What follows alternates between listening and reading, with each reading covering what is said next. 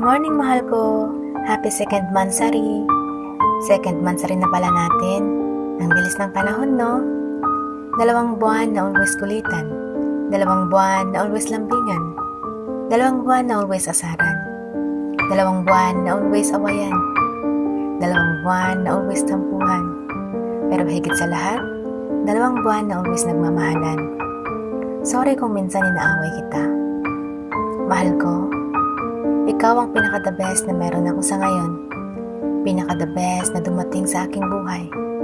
You are the reason why I feel complete, mahal ko.